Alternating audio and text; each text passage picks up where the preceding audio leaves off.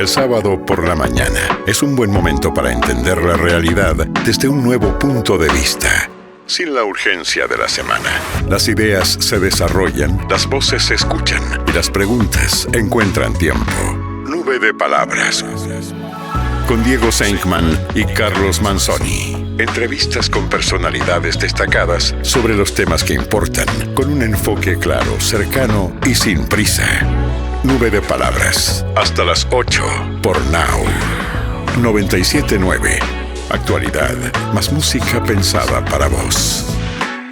Buenos días amigos, ¿cómo están? Aquí estamos en un programa más de Nube de Palabras. Los vamos a acompañar en este sábado impregnado del espíritu mundialista, por supuesto, y durante varios sábados más estamos con mi coequiper de siempre, Diego Senkman. Yo soy Carlos Manzoni. Aquí estamos preparando unos matecitos que después vamos por supuesto, a reforzar. Pero ya mismo lo saludo a Diego y vamos con los temas de hoy. ¿Cómo estás, Diego? Muy bien, querido Charlie Manzoni. Arrancamos este sábado y, por supuesto, nos tenemos que meter en el tema del que se habla en materia política, y es la declaración jurada de Adorni, y que está directamente relacionada con la autoridad de Adorni. Adorni tiene un cargo que es súper sensible, es jefe de gabinete, es ministro de ministros, primus inter pares. Y además, desde el punto de vista del armado político, es círculo íntimo de Karina Milei. Si tenemos que armar una organización o un gobierno en términos de anillos, en el centro están Milei y la hermana, anillos de proximidad, en el primer anillo, en el más cercano de este sistema solar, el más próximo está, por supuesto, Manuel Adorni. Y acá hubo un problema grande. Le mintió al Congreso. Le mintió a los argentinos. Le mintió, que sería lo de menos, a los periodistas. Hay un problema grande con la autoridad. Mira, Charlie, esto se divide en canchas diferentes.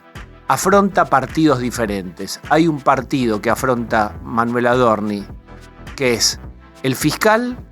Hay otro partido que es el penal. Y hay otro reputacional y político.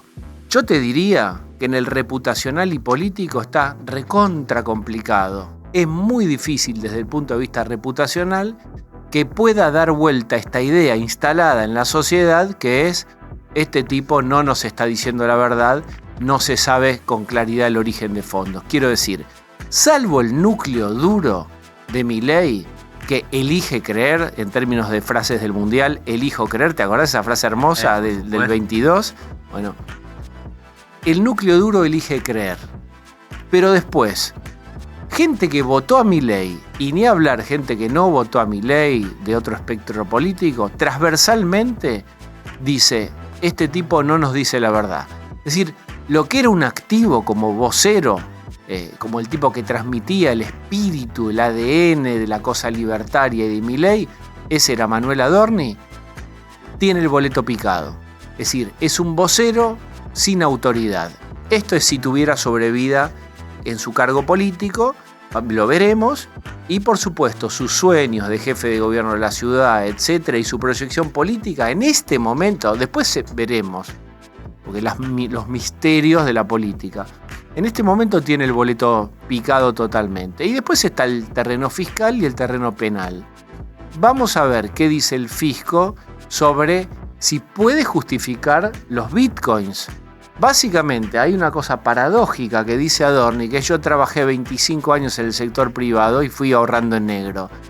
Bueno, es divino, laburó 25 años, pero resulta que esto lo hizo básicamente la gran diferencia, $300.000 con el Bitcoin.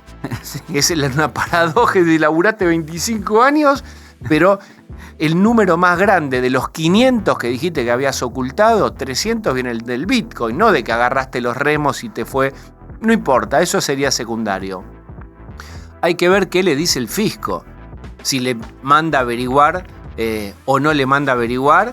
¿Quién fue el tipo? ¿Qué billetera? Contame la trazabilidad de esa compra y esa venta de Bitcoin. Otra cosa tiene que ver con lo penal. Hay que ver si el fiscal Polichita y el juez Lijo dan una opinión positiva de esto, o si el día de mañana, después del Mundial, nadie dice que sea ahora, lo mandan a una indagatoria porque es inconsistente o no encuentran las pruebas del origen de fondos. Vos me decís que ganaste 300 en Bitcoin, show me the money, mostrame cómo compraste esos Bitcoin, dame alguna trazabilidad y entonces sabremos, y este es el punto y quiero cerrar acá, lo que se está investigando en lo penal.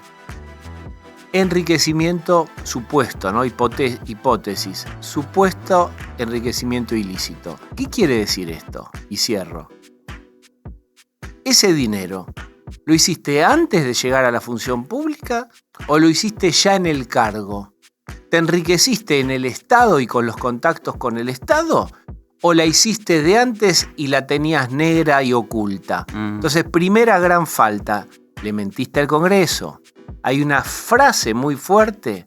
Él dice, la declaración jurada está perfecta, está todo impecable. Acordate porque va a ser una remera. Va a terminar, esa frase termina en remera. Va a ser remera. Sí. Está todo impecable. ¿Viste que la escribana había dicho se le dio todo junto? Sí. Bueno, esta es otra remera del shopping Adorni. La segunda remera es está todo impecable. No estaba todo impecable. Le mintió al Congreso, le mintió a los argentinos. Mi pregunta, ¿le mintió al presidente? Todo indicaría que sí. Que Cuando en la próxima entrevista le digan, presidente, Adorni, ¿a usted le dijo la verdad o le mintió? ¿Qué va a contestar Milei ahí? Y mirá esto qué fuerte. Y si yo me imagino en la entrevista imaginada, ¿no? Y presidente, ¿usted va a sostener en el cargo a un jefe de gabinete que le mintió? ¿Te imaginas eso? Una escena de ese voltaje. No sé si va a ocurrir, pero podría ocurrir perfectamente. Podría ocurrir también que Milei diga elijo creer, como vos dijiste. Bueno, elijo creer, está bien, pero el gobierno se lleva una bandera menos. Toda la economía. Y te doy paso con esto. La bandera de la lucha contra la corrupción o la anticorrupción o la ética como política de Estado. Bueno, eso ya guardalo en el cajón porque hasta lo que vimos de Adorni no fue sólido. ¿Y la economía cómo está? Porque de fondo, en realidad alguien podría decir, muy lindo lo de Adorni. La gente quiere saber si va a bajar la inflación, si la economía funciona. Y a lo mejor se pone un broche en la nariz, se tapa los ojos, dice no me gustó lo de Adorni, pero acompaño igual. Pero miren. Pero la economía. Una más de esta de que decimos siempre es la economía estúpida y cuán es así. No tiene que ver con la Argentina, pero brevemente te digo. Cuando hacen el gráfico, hablando de la guerra Ucrania y Rusia, de Putin, más allá de lo que sea Putin, el gráfico te muestra que la economía con Putin subió. Desde los 2000 que él está. Entonces, mientras yo miraba ese documental, ¿no? Sobre Rusia, sobre el nuevo zar, yo decía, ¿cuán vigente está esa frase? Es la economía, estúpido. Porque puede hacer lo que quiera, pero los rusos lo aman. Envenenará gente. O sea, no le gusta a un disidente, lo envenena, pero yo no veo...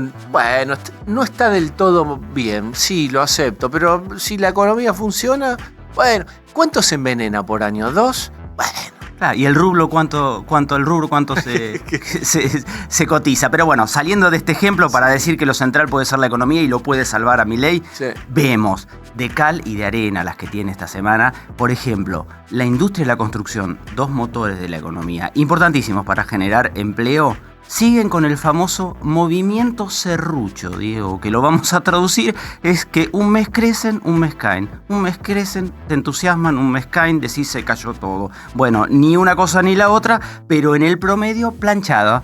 La industria, por ejemplo, está igual que en diciembre. La construcción un poquito arriba, pero cayeron en abril 2,1% la industria y 4% la construcción.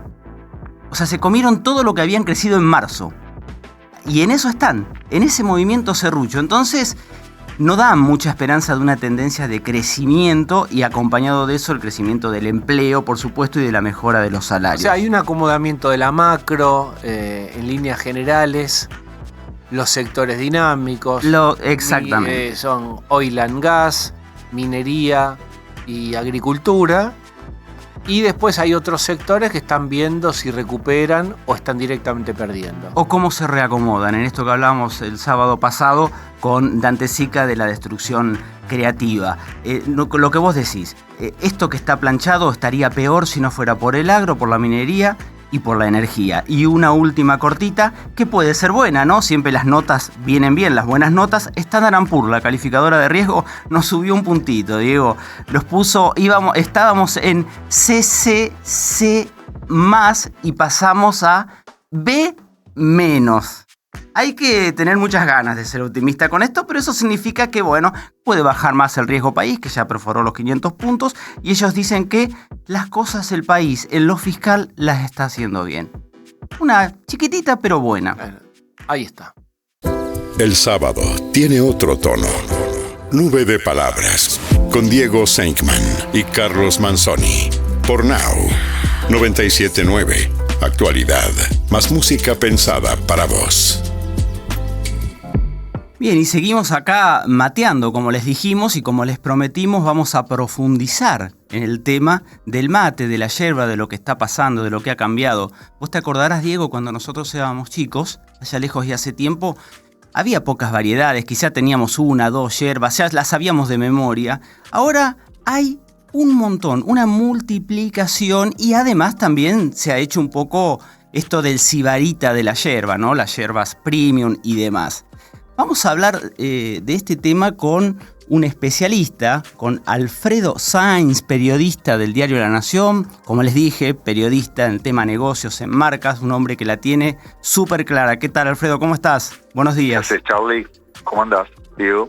¿Cómo estás, Alfredo, Muy bien, querido? muy bien. Bueno, Alfred, ¿qué ha cambiado en los últimos tiempos y por qué con el tema del mercado de la yerba? Que parecía que estaba ahí como en un estante escondido y ahora, bueno, como dije en la introducción, es todo un tema de boutique, si queremos llamarlo así.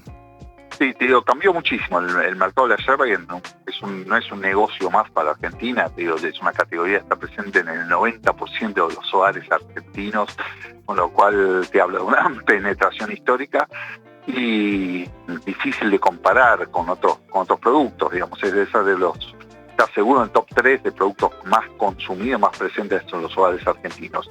Y lo que está pasando, yo creo que son dos fenómenos que se entrecruzan, que es por un lado la premiumización, digamos, eso lo que vos decías, el mercado que va haciendo un recorrido parecido a lo que pasó con el vino primero, otra categoría emblemática argentina, o con el café, que es una categoría emblemática en el mundo, que se vuelve más un consumo más sofisticado, más premium, manteniendo la popularidad, pero digamos se crea como subcategorías y nuevos drivers del consumo. Y por otro lado, un fenómeno paralelo y que se cruza bastante, que es, yo llamo la uruguayización del negocio por la penetración de marcas uruguayas, que no son tan uruguayas, en la mayoría de los casos son brasileñas, pero llegan vía Uruguay y que cambian el modelo de consumir de los argentinos. Hay un producto más de molienda más fina, de sabor más intenso, que es típico de esas marcas uruguayas, que popularizaron en algún punto los jugadores de la selección, pero que están ganando muchísima penetración de mercado. Después si hablamos un poquito cómo está cambiando el mercado, porque se pasó de la yerba de toda la vida, de lo que vos decías al principio. Vos tenías, la gente consumía todas las yerbas y no le cambiaba, o sea, muy difícil hacer que la gente hiciera el switch de cambio de yerba, eso era una barrera muy alta, ya la gente consumía las marcas históricas que a veces tomaban en su casa y que era difícil que hicieras cambiar el paladar. Bueno, eso cambió en los últimos 4, 5, 10 años al sumo. ¿Y a qué se debe, Alfredo, este cambio? Bueno, esa es la pregunta del millón. Te tiré esa pelota cruzada, a ver. Por un lado, como 3 factores. Uno es la misma decisión del mercado de siempre de renovarse, buscar nuevas categorías de consumo. La premiumización va acompañada por la aparición de marcas y categorías dentro enteras que son más caras, digamos. Eso hubo una suba de precio. La yerba siempre se caracterizó por ser un producto muy masivo, si es muy masivo tiene que ser muy accesible, económico, y sin perder esa masividad aparecieron un montón de variables o subcategorías más caras. Eso creo que es el primer factor. El segundo es un tema de cambios de la industria yerbatera, es una industria que está muy golpeada, con sobreproducción y una desregulación que impuso el gobierno de Milei, que también, si bien el fenómeno venía de antes, también impulsó, terminado dejando muy claro ganadores y perdedores. Y lo más interesante es que son ganadores nuevos, porque vos históricamente tenés un negocio dominado por 3, 4 empresas, la más grande establecimiento de Las Marías, la dueña de Tarahui, Correntina, que a la líder histórica hace 40 años era líder en la Argentina, y en fines del 2025 por primera vez pasó a ser la número 2. La reemplazó otra cadena, otra empresa correntina, se llama Liebig, que es una cooperativa son los dueños de Playadito, pasó a ser la marca número 1 del mercado argentino. Claro. Cimbronazo, pero un mercado que no se movía, digamos, es como... y en otras categorías, si hubiera un nuevo ganador en gaseosa, un nuevo ganador en cervezas, son mercados difíciles de destronar al líder. Y creo que hay un tercer factor más marketinero, cultural, que es el tema de los jugadores de fútbol. Los jugadores de selección se convirtió en un nuevo ícono de argentinidad, la yerba mate, especialmente para los expatriados. Messi especialmente liderando, pero no solamente Messi, Julián Álvarez, Enzo Fernández, son todos grandes consumidores de mate que en redes sociales muestran que están tomando mate y, o casualidad, toman estas marcas más premium y más uruguayas. Pero acá la culpa es de Suárez, el jugador uruguayo, que el re amigo de Messi y que lo contagió de las yerbas uruguayas, ¿verdad? Que yo voy a decir esto, a mí me parece que no tienen palo, son más polvo también, ¿no? Más difíciles, se te tapa más. Sí, voy a armar un conflicto bélico con Uruguay. Se te tapa la bombilla, amigo. Se tapa la bombilla, ¿o no? Yo las odio también. Bueno, digamos todo, porque si no estamos todos poniendo parece una reunión en una embajada. Digamos todo. ¿Qué hay que hacer para reivindicar? ¿Se está vendiendo la yerba argentina? ¿O la destrucción del instituto de la yerba mate fue perjudicial para el mercado? Bueno, esa pregunta, digamos, está claro que dejó ganadores y perdedores. Eso, te digo, es un tema bastante más áspero de definir, digamos, tan simple como no. Lo que hacía el Instituto de Yerba, lo que hacía como precio sostén y un poquito controlaba la producción, era una especie de, ya no está hablando de diferencias de OPEP de la yerba mate, que impedía la sobreproducción, y era decir, bueno, nos juntamos todos y mantenemos como cierto un precio fijo y una cantidad de producción. Al romperse eso, se liberó el mercado en grandes rasgos, y eso está provocando ganadores y perdedores. El mayor ganador de este modelo es esta yerba, esta de Playadito, que es una cooperativa muy interesante de Corrientes, que fundada hace 100 años por inmigrantes alemanes, y que desplazó a lo que parecía algo imposible. También se quejan mucho los pequeños productores, especialmente misioneros, porque también está pasando algo, me imagino que hasta debe influir algo el tema del cambio climático. Cada vez más hacia el sur están teniendo nuevas yerbatales y grandes ganadores. Hoy por hoy la empresa número 1 y número 2 no son misioneras, que uno asocia yerba mate misiones, sino correntinas. El Mundial de Yerba Mate que se hizo acá en Buenos Aires ganó, mira, te digo, como símbolo de acá, una marca entrerriana que hace el modelo uruguayo de yerba mate, ese que nos gusta contigo, el de yerba de molienda fina, me sumo, el que más sabor, más intenso, mucho polvo. Ese es el modelo hacia donde va el mercado, por lo menos un segmento del mercado grande, que es el segmento más interesante, pues el segmento más caro, el premium. Sí, va a haber que seguirlo, Alfredo, porque te decía, yo me sumo también, ¿eh? Yo no me gusta para nada esa yerba que es puro polvillo para nuestro paladar. Pero digo, ¿eso cómo se revierte? Vos también sos un gran conocedor del marketing. Y Argentina, por lo menos, ahora que estamos en el Mundial, empezó perdiendo 1-0 con esto de que la marca de la Argentina, los que promocionan, no es una marca argentina, de yerba incluso, no estamos hablando de otro producto. Sí, primero lo que tengo que decir, lamentablemente para Diego, para Charlie y yo somos tres viejos meados que mucho nos interesa la industria, nosotros ya estamos de salida en el mercado, más allá que seguimos. Pero ¿por qué no hablas? Escúchame, Alfredo Sainz, escucha. Las nuevas generaciones, entonces que nosotros nos quejemos, parecemos los viejos los Muppets quejándose. Espera, yo quiero que vos, Alfredo Sainz, te pido este favor. Vos hablá de tu vejiga y de tu próstata. No hables por mí. Si vos estás ya en esa fase, hacéselo saber a tu médico. Adelante, Alfredo. Digo, yo soy un viejo medio, con lo cual esto no me preocupa nada, pero hablando en serio, creo que pasan dos cosas. Una es, te digo, que hay un cambio generacional, digamos, hay como cierta revalorización del consumo del mate de las nuevas generaciones que está explotando. Los jugadores de fútbol muchísimo juegan un papel clave, con lo cual no es un planteo que hoy va a la industria. Creo que lo que se está planteando en la industria es diciendo, che, si el consumidor va hacia ahí, creo que vas a ver cada vez más yerbas, mate, más tipo de estas yerbas de polvo, de molienda fina en el mercado, sin palo. Es lo que están lanzando incluso los grandes jugadores. Ahora el grupo Amanda, que es otro jugador clave, lanzó una nueva yerba mate estilo uruguayo. Y yo hablo estilo uruguayo porque es un dato importante. ¿Sabes qué te digo? Los yerbatales, Uruguay casi no tiene yerbatales. Las marcas uruguayas de yerba, Canarias, Baldo, son brasileñas en realidad, que las hacen estilo uruguayas, se venden en Uruguay, la marca es uruguaya, pero la yerba es la materia prima es brasileña, con lo cual es un modelo bastante integración regional. Son yerba mate, origen brasileña, con marketing uruguayo que consumimos los argentinos. Es bien el Mercosur funcionando completo. Alfredo, paraguayo agregándole para el tereré. Estamos con Alfredo Sainz, que es un periodista de La Nación, experto en muchas cosas, entre las muchas cosas también en consumo. ¿Cómo está el consumo masivo? Supermercados, no sé, chinos, despensas, está, almacenes, no sé, actividad comercial en general. Primero está golpeado. El dato, te digo, para siempre hoy, en un momento tan de cambio como lo que está pasando en la yerba mate, pasa en un montón del consumo masivo en general.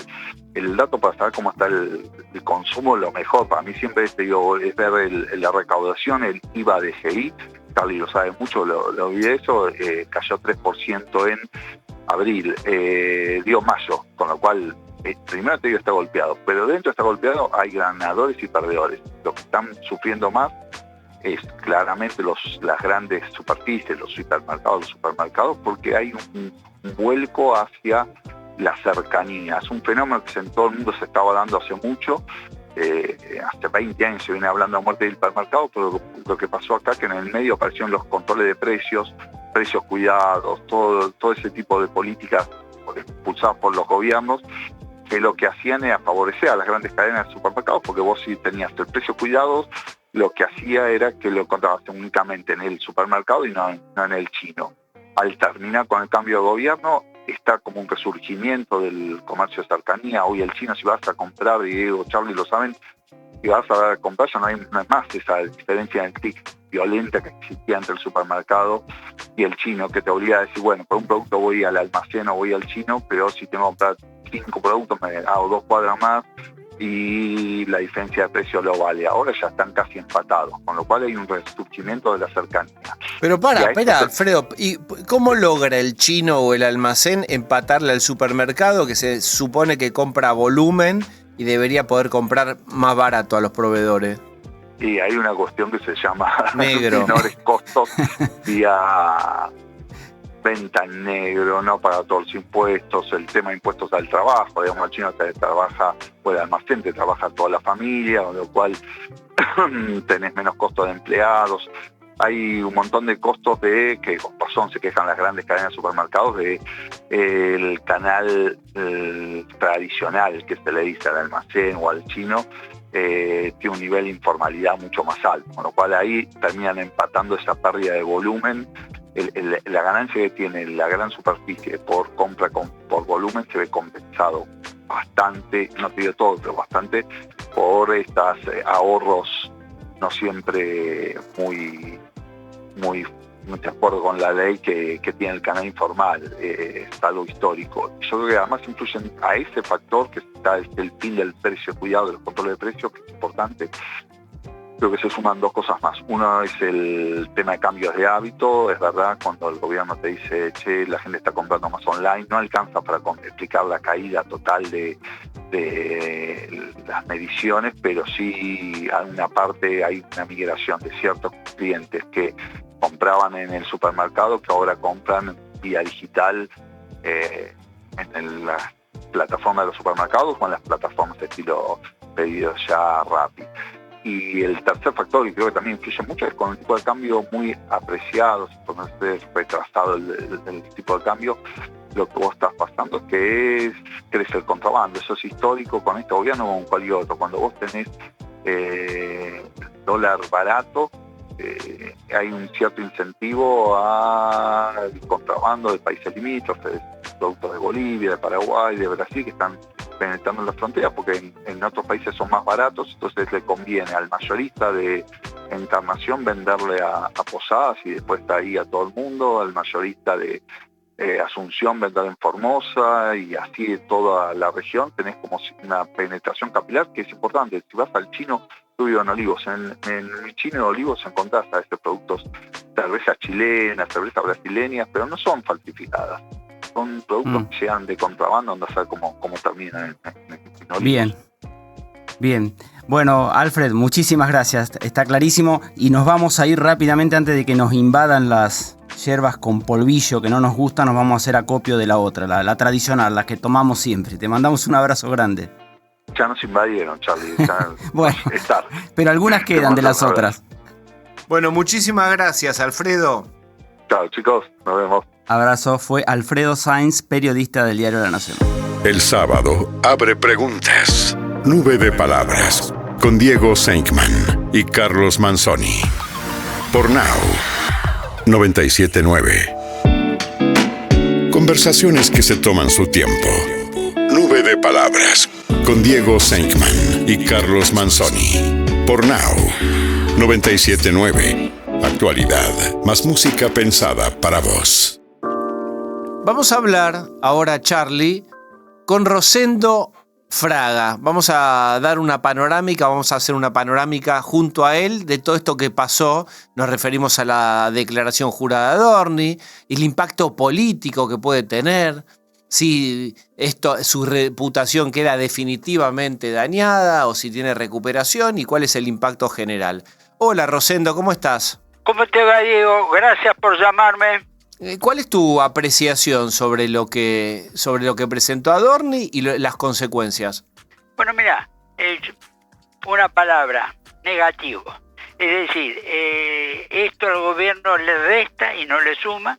Es un gobierno, y en particular Adorni, ha hablado mucho contra los privilegios de la casta política, y él aparece como uno más de la casta política con ese tema de privilegios que algunos los llaman corruptela, etcétera, ¿no es cierto? Para un gobierno que hizo de la lucha contra la casta, la corrupción, una bandera, tiene un costo, ¿no es cierto? ¿Esto va a pesar electoralmente? Bueno, falta mucho para la elección, falta un año para las PASO, si las hay, o si no, faltaría 14 meses para la elección general, para la convocatoria de la elección general. Bueno, eso falta mucho peso, mucho tiempo y no lo sabemos. Y además pueden surgir cosas nuevas. Pero yo veo difícil que el gobierno lo pueda mantener por razones políticas. Creo que lo de Adorni en el corto plazo, en la clase media, que es el sector clave para el electorado de Milei, está pesando. Y además, en algún momento el presidente tendrá que mirar al mundo, que es lo que pasa. Es decir, cuando surge un problema de este tipo, normalmente, el funcionario es el que pide la renuncia y lo alivia al gobierno, ¿no es cierto? Y yo supongo que en este caso, esto es una pura conjetura, Adorni ha estado dispuesto a esto. Ha sido Milei el que no ha querido. Ahora, Rosendo, imagínate esta situación, no sé si va a ocurrir, pero en la primera entrevista que dé Milei, le van a preguntar, presidente, ¿usted sabía que Adorni estaba mintiendo? Le van a decir, presidente, ¿a usted también le mintió? ¿Y qué puede decir Milei? Imagínate si Milei dice, yo no tenía conocimiento de esto de la declaración jurada, le va a decir, ¿usted sostendría a un jefe de gabinete que le mintió a usted? Es decir, es una encerrona dramática para Milei. Bueno, pero esa pregunta se lo pueden hacer con renuncia o sin renuncia, ¿no es cierto? Bueno, pero si lo saca hace reducción de daños, ¿verdad? Claro, ¿no es cierto? Puede ser de una u otra manera. Lo que pasa es que si el funcionario se ha apartado o lo han apartado, ¿no es cierto? Baja ese problema. Y vos tenés un ejemplo que fue Petovelo, ¿viste? En los mismos días tomó frente a un caso similar, no es el mismo, pero similar en su efecto político, y alejó a su jefe de gabinete, ¿no es cierto? Y el problema, y no hubo problema sobre el tema. Entonces yo creo que hay dos ideas respecto a esto en un líder político. La renuncia de un funcionario me debilita. Y si me sacan un funcionario, después van a sacar otro y me van a terminar sacando el poder. Es decir, con el tema del poder, no mostrar debilidad. Cambiar a un funcionario frente a una denuncia es debilidad. O el que dice, no, si tengo que ir a la par de la opinión pública y de acuerdo que la gente vaya priorizando, tengo que tratar de estar cerca de la gente. Bueno, en este caso, funcionarios que con la imagen, ¿no es cierto? Subrayo el término imagen, porque en última instancia será la justicia la que determinará esto en momentos políticos, yo diría complejos, como este, no ayuda, ¿no es cierto? Yo creo que la pregunta tuya es cierta, pero esa pregunta vale si adorna y sigue, como si no sigue. Salvo Rosendo, pues yo creo que acá hay algo para pensar juntos, es la admisión de un jefe de gabinete de que mintió. Le mintió al Congreso, le mintió a la opinión pública, le mintió a la sociedad. Usó una frase y dijo, es impecable, está todo impecable. Lo dijo. Entonces, salvo que Milei se dé vuelta y diga, nos mintió, le pedí la renuncia. No creo que pase esto que yo te digo. No, exactamente. Eso está más cerca de lo que yo decía, ¿no es cierto? Pero no creo que pase, ¿no es cierto? No creo que pase.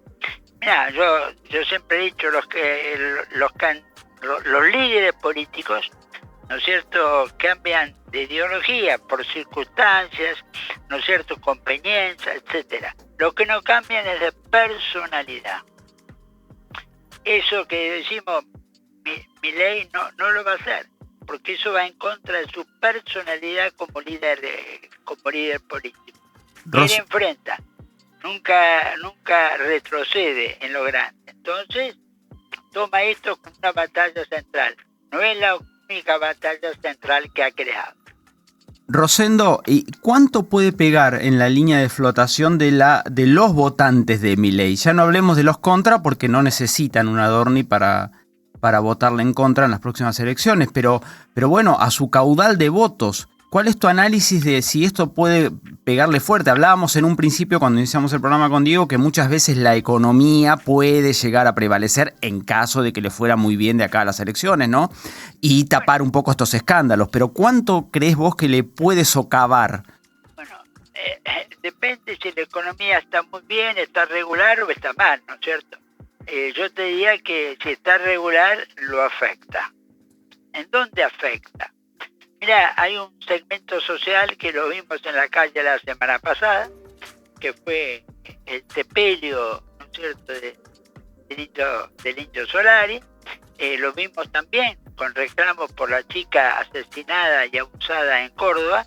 Yo te diría que lo vimos también en el Luna Park con Lali Espósito. Es un sector que en general había votado por Milei y hoy te diría que está en contra de Milei o neutro, ¿no es cierto?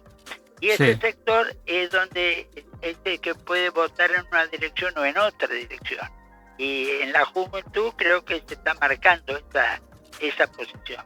En este sector puede afectar, y yo si fuera el gobierno me ocuparía de eso. Ver detrás de este tipo de manifestaciones que son sociales, no políticas, qué reclamos subyace, qué puedo hacer para contenerlo o encauzarlo. Estamos hablando con Rosendo Fraga en la hipótesis que uno traza, que Rosendo traza sobre todo, que es que sigue en su puesto por ahora, no lo sabemos, pero ahí todo el costo político lo absorbería Milei. Hay un tipo que te está diciendo que mintió y lo sostenés, ya es tuyo. Absorbés vos, ¿no? Por supuesto, yo te insisto, creo que el presidente debería dejarlo, además. Es decir, Adorni puede presentarse, presentar la renuncia con una declaración que lo apoya a Milei, ¿no es cierto? Es decir, eso también tiene una presentación de tipo político que lo ayude, que en alguna medida lo desligue al presidente. Para eso está la política. Pero hasta ahora, como vos bien decís, no se ven señales en esa dirección. La tiene servida Milei. La tiene servida porque puede usar el argumento de la mentira y es, si le mintió al Congreso, durante un gobierno mío al Congreso no se le miente y no se le miente a la sociedad, le pedí la renuncia. Bueno, escenarios que no sabemos si va a pasar. Rosendo, y si abrimos un poco el plano y vemos la relación entre este momento político general, venimos de internas, venimos de algunas leyes en el Congreso que pasaron o que están pasando, que tienen media sanción, y otras que no sabemos, sobre todo la de la anulación de las PASO, pero tampoco se sabe si va a salir el cambio en etiquetado frontal, la ley de ludopatía que no incluye lo fundamental, que es meterse con la publicidad que hay para fomentar el juego. Es decir, el gobierno propone varias leyes que están inciertas si van a pasar. Te meto todo en la canasta. A la vez hubo un semiarreglo con las universidades porque les dieron un 24% y hay unas actualizaciones muy fuertes, pero a la vez la cautelar sigue en la Corte Suprema de la ley de presupuesto universitario. ¿Cómo ves el general? Mira, yo creo que en la Argentina de hoy cada vez más pesan los gobernadores. La negociación de Milei con los gobernadores es la clave para empezar a desenredar todos estos temas. Los senadores controlan el Senado y las cosas que necesitan 2/3, como los acuerdos para los jueces, son 2/3, no la mayoría. Entonces, yo veo las provincias han crecido, están explotando sus recursos naturales, que antes la constitución anterior, la del 94, eran nacionales, y acá está el punto central del poder está en los gobernadores. Hoy más que en las fuerzas políticas como tales no negocian, y los legisladores están muy influidos, ¿no es cierto?, por los gobernadores. Para empezar a desenredar esa madeja, yo creo que Milei tiene que empezar por los gobernadores, ¿no es cierto?, que tienen sus intereses y su poder. Charlie. Rosendo, ¿cómo ves el factor Macri? Que parece que está un poco más activo ahora. Antes uno decía, bueno, no, la verdad que Macri no va a jugar más, por lo menos para la presidencia, ¿no? Bueno, ¿cómo lo ves vos? Porque eso uno a priori pensaría que quizá divide ese frente y le quita votos a Milei, ¿no? Bueno, sí, a ver, yo creo que, es decir, hoy rige la polarización, pero la polarización se da, como vemos en Colombia y Perú, ¿no es cierto?, y como probablemente vamos a ver en Brasil. La polarización rige en la segunda vuelta. Claro. Perú, Colombia, Brasil y Argentina tienen segunda vuelta. Si la polarización, cuando hay segunda vuelta, en la primera vuelta, ¿te acordás cómo pasó en Argentina? ¿No es cierto? se da Sí. en la segunda vuelta, ¿no es cierto? Muchos pronósticos decían que en la segunda vuelta llegaba Patricia, ¿no es cierto? Y después llegó Milei. Entonces, acá es el punto. Yo creo que Macri, no lo veo a Macri ganando, pero sí, puede presentarse, sacar 6, 8, 10, no sé. Un X de votos que sí, hagan mucho más difícil la segunda vuelta, ¿no es cierto? Es más, que produzcan, inclusive se impida que Milei gane en la primera vuelta. Ahora, también hay que resolver el tema de Patricia. Yo la veo a Patricia con un discurso cada vez más duro y ratificado de crítica, ¿no es cierto?, a Milei, y dejando la puerta abierta para una candidatura. Ella no la está cerrando. Y este es otro problema que tiene Milei. Y el punto, yo creo, más difícil de la política argentina es quién va a estar enfrente. Eso yo te quería preguntar. Por último, Rosendo Fraga, y gracias ya por haber charlado con nosotros. ¿Cómo se zanja la cuestión Kicillof-Cristina? Todo el tiempo le están pidiendo a Kicillof pruebas fuertes de amor. Y la que le piden es decir que vas a liberar a Cristina, decir que vas a indultar a Cristina, decir que la primera política si llegas al gobierno es Cristina libre, y él no lo pronuncia. Bueno, el punto es este. La pelea Cristina-Kicillof en realidad es una pelea del peronismo bonaerense. El peronismo, la mayoría de los gobernadores del interior están independizados de esa pelea. Así como lo vemos más fuertes para negociar con Milei, están más fuertes también para tener autonomía de Cristina. Entonces yo creo que tampoco están necesariamente alineados con Kicillof. Pero la pregunta es, ¿dónde están el interior? ¿No es cierto? El interior que cada vez pesa más, no pesa menos. Rosendo, te quiero agradecer especialmente que hayas estado con Charlie conmigo esta mañana de sábado. No, gracias por llamarme. Ahí está. Hasta luego. Rosendo Fraga. Conversaciones que suman. Nube de palabras. Con Diego Senkman y Carlos Manzoni. Por Now 97.9. Y el momento de la historia del cóndor Manzoni. Ahí lo ven, listo para despegar, carretea, abre las alas y a volar, cóndor. Volamos, Diego. Y hoy, como estamos con este espíritu mundialista, nos vamos a meter en un tema de fútbol. Vamos a volar para ello a Budapest, Hungría. En sus ratos libres, el cerrajero Ferenc Puskás recorría los terrenos baldíos de una Budapest de entreguerras en busca de talentos ocultos.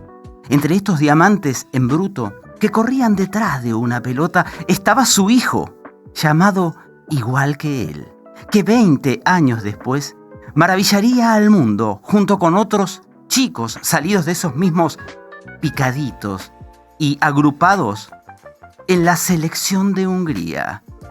Para muchos, el mejor equipo de fútbol de la historia. Esto siempre es opinable, por supuesto, pero eran muy buenos. Los Magiares Mágicos, o Arinyakzapat, como se pronuncie, equipo de oro en húngaro. Deslumbraron a principios de la década del 50, ganaron los Juegos Olímpicos de Helsinki en 1952 y estuvieron, escuchen bien, 32 partidos invictos. Desde mayo de 1950 hasta el 7 de julio de 1954. No solo eso, fue el primer equipo no británico en derrotar a Inglaterra en Wembley, 6-3 y con baile, el 25 de noviembre de 1953. No conforme con esa humillación, pocos meses después, volvieron a golear a Inglaterra 7-1, ahora de locales en Budapest, en la que fue la peor derrota de la historia de un seleccionado inglés. Puskás, Zoltán Csibor, Sándor Kocsis, Nándor Hidekuti, Ferenc Susza, Josep Bošić y Gyula Grosic Cuántos nombres húngaros, ¿no? Entre otros, dirigidos por el gran estratego Gustav Seebeck, implementaron un nuevo esquema de juego superador de la clásica WM, que era el 3-2-2-3. El juego 4-2-4, 4 defensores, 2 al medio y 4 delanteros, que 30 años después inspiraría el fútbol total de la selección holandesa, la Naranja Mecánica. Seebeck, hijo de un zapatero remendón, era partidario de la idea de que todos los hombres tuvieran un peso equivalente en el juego y fueran capaces de actuar en todas las posiciones. Fútbol total. Eso encajaba perfectamente con sus famosos ideales socialistas, algo que le valió a su estilo el mote de fútbol socialista.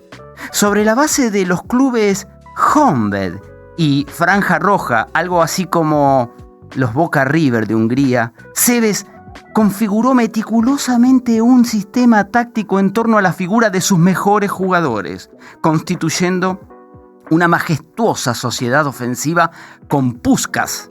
Paréntesis, el estadio donde se jugó la final de la Champions League hace poco se llama en su honor, Estadio Puskás. Y su compañero, el delantero centro, Kocsis, respaldada por el escurridizo y veterano mediapunta Nándor Hidekuti. La posición de Hidekuti fue quizás el mayor acierto táctico de Seebeck, quien a su vez lo había tomado de Bela Goodman, por entonces técnico del MTK. Este futbolista, Hidekuti, jugaba con el 9 en la espalda, pero no era el típico centro delantero, sino que se tiraba un poco atrás como armador de juego junto con Bosic. Llevaron así a su máximo esplendor al conocido estilo Danubio, que desconcertaba a los rivales porque sin una referencia clara de un delantero centro, no sabían a quién marcar. Recuerde que estamos en los años 50. Llegaron al Mundial de Suiza 1954 con todos los laureles y reconocidos como el mejor equipo del mundo. Para ratificarlo, empezaría aquel campeonato siendo imparable, goleando 9-0 a Corea del Sur y 8-3 a Alemania Federal. La peor derrota alemana en mundiales. En cuartos de final, miren quién les tocó, Brasil lo aplastó. En el partido conocido como la Batalla de Berna, le ganó 4-2. Fue uno de los encuentros más violentos en la historia de los mundiales. En semifinales, fue el responsable de la primera derrota de la historia de Uruguay en un mundial. También, como a Brasil, 4-2. Así llegó a la final. Favorito absoluto, el 7 de julio ante una Alemania Federal a la que ya había aplastado en fase de grupos, como les conté, 8-3. Se dice que en el vestuario ya tenían enfriando las botellas de champán que tomarían para festejar el título. Puskás, apenas empezó el partido, abrió el marcador y rápidamente Sibor convirtió el 2-0. Solo iban 8 minutos de juego. En el estadio Wandorf, el arquero Toni Turek y los palos 3 veces evitaron la goleada. El seleccionado de Hungría estaba en su mejor momento, Diego, tocando el cielo con su esquema táctico de 4-2-4, pero siempre hay un pincelazo que te hace un gol en contra. El 4 puede ser el pincelazo que te lo haga. Ese diluvio sobre Berna que les conté cuando empezó el partido. El barro, la lluvia, la mala suerte y la tenacidad alemana que nunca hay que subestimar torcieron la historia. Antes de terminar el primer tiempo ya habían empatado con goles de Morlock y Rahn. Y 6 minutos del final, Rahn convirtió el gol del triunfo. Un gol de Puskás fue anulado segundos antes del pitazo final para darle más dramatismo a todo. Alemania ganaba por primera vez un campeonato mundial de fútbol en lo que se conoció como el milagro de Berna.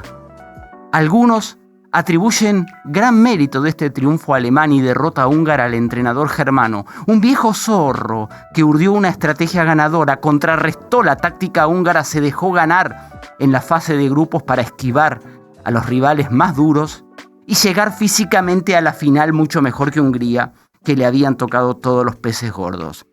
Pero, siempre hay un pero, también hay otra leyenda negra que dice que los nuevos tapones de los botines alemanes de una conocida marca alemana de las 3 tiras permitían mejor agarre en la cancha barrosa a los alemanes que a los húngaros. Lo cierto es que ese fue el principio del fin de los magiares mágicos. 2 años después, ese maravilloso equipo desaparecería para siempre. La revolución húngara contra el gobierno títere del comunista Andrés Hegedűs, que terminó con los tanques soviéticos en las calles de Budapest, acabó, entre otras cosas, con el fútbol. Justo por esos días revolucionarios, el Honvéd, al que pertenecía el grueso de la selección, se encontraba en España para jugar un partido de Copa de Europa ante el Athletic.